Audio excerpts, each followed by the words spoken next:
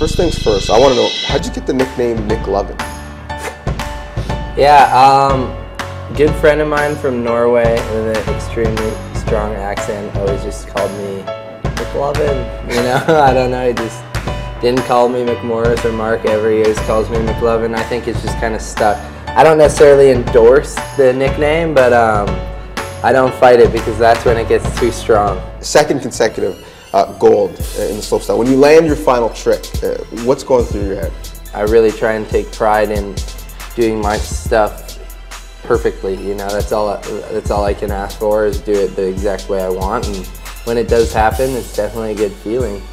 Well, you mentioned the word perfectly, because then you find out that you have the best record in the history of the competition. When you see that score, what goes through your mind?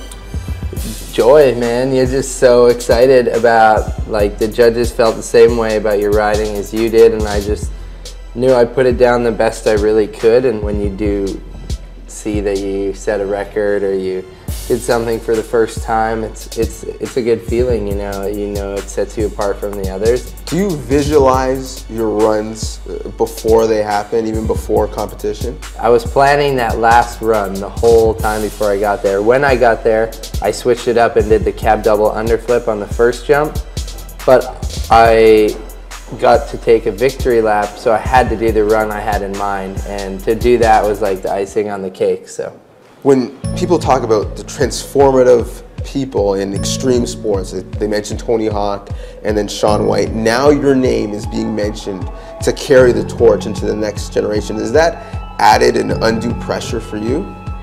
It does and it doesn't. I'm so honored to be considered like one of those guys, and I'm just glad that I can have such a good image, and I'm glad people are excited about what I'm doing in snowboarding.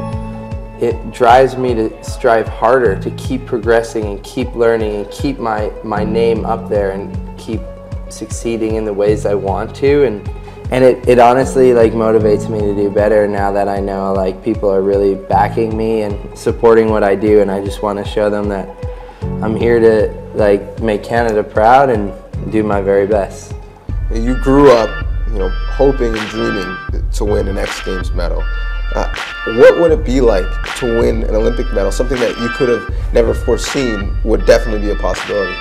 Now that these goals of mine are coming true, like, I won the X Games, I've won it twice, and now I'm just like, oh my God, I could do that at the Olympics on an even bigger stage.